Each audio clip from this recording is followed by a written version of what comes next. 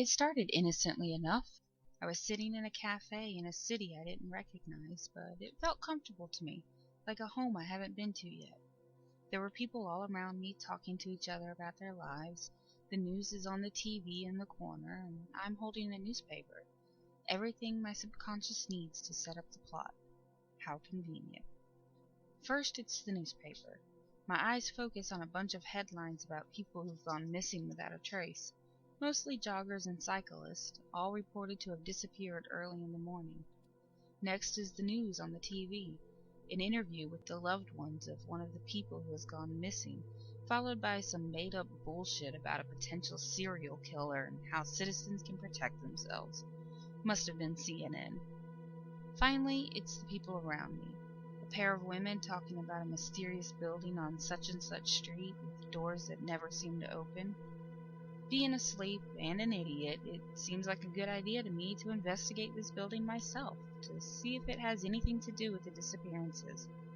I'm really not sure why I gave a shit, honestly, but apparently I did, so I left the cafe and headed over to this mysterious building. It's a small building, no more than 2 or 3 stories, on the corner of a street surrounded by skyscrapers. It's an ugly mixture of blue, orange, and gray architecture on the outside, and it seems to be awkwardly close to the road on one side, making the sidewalk there significantly thinner. If you were casually walking down the street and weren't paying attention, you might end up walking right into the side of the building when you go to turn. On each one of the 2 streets facing sides are rows of doors, all of which have no handles and simply say, "Push." Not a single pane of glass on the entire building is not heavily tinted, making it damn near impossible to see anything inside. What I could see was the faint outline of rows of pillars, as if the building were secretly a parking garage.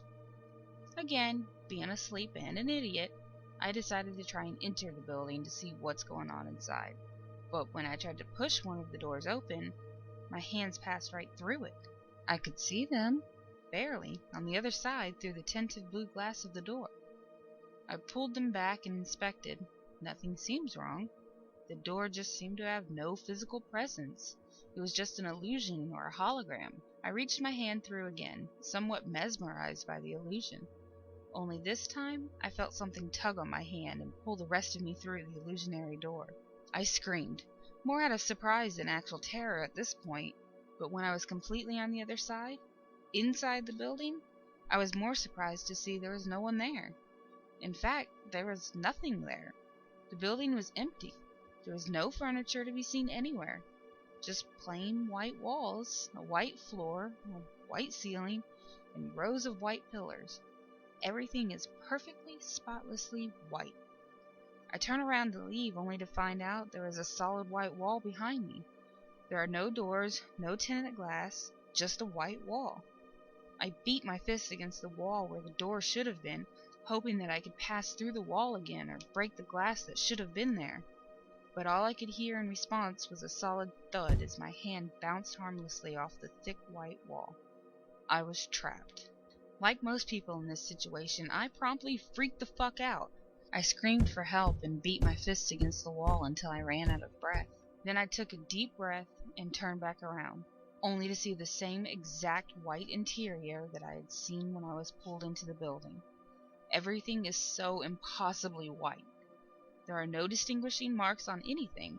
In fact, when I looked down at the far wall, it got difficult to tell how far away it was, where the floor ended and the wall began. The further away I looked, the more blurred the walls and pillars became, blending into one solid abyss of white. Being asleep, an idiot, and seeing as it was my only choice, I decided to venture into the building and look for an exit.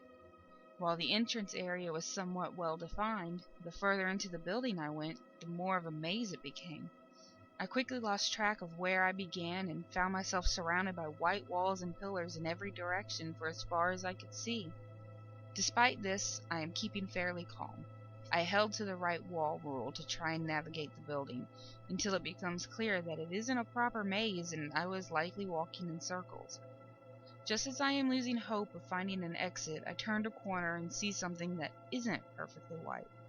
For a second, I couldn't figure out what it was. Just a mass of thick off-white fabric, like a burlap sack. As my vision adjusted to the slight variation in the color spectrum, I was able, unfortunately, to more clearly identify what it was. It was a mannequin covered in thick gray fabric with no arms or legs. It was just a torso and a head, the latter of which was eerily well defined. It had a nose and ears, even a hairline, but no eyes or mouth. It had the spaces for those features, but nothing occupied them. And its body wasn't rigid like it should be. It was sitting, slumped, against a wall, looking forward. It was creepy as fuck. Even just trying to describe it is giving me goosebumps. And this is the point where my nightmare stops fucking around and decides to kick shit off. Before I really had a chance to properly react to this thing sitting before me, it turned its head towards me and whispered with no mouth. "Don't talk to the shadows." I screamed, quite possibly out loud, and noped the fuck out of there as quickly as nightmarishly possible. I am now running at full sprint through an endless sea of white walls and pillars. Every time I turn a corner, one of those things is sitting there, in a slightly different position, turning its head to follow my movements with no eyes, whispering warnings with no mouth. Don't stop moving. Don't close your eyes. Don't get close. Don't look away. Don't blink. Don't speak to them. I am thoroughly scared at this point, but I felt that I was starting to slow down and regain my composure. And this is when I turned a corner and ran directly into something soft? My first thought was that I'd run into one of them. I couldn't see anything, my face is buried in soft fabric. I screamed. Then I felt hands on my shoulder, and a loud voice telling me to calm down. I pulled my head back, only to realize that I'd actually run into a woman and had my face wedged between her breasts. Not quite what I was expecting from a nightmare. She talked to me in the calmest voice she could seem to muster, but despite her best efforts, her voice was trembling and she was visibly shaking.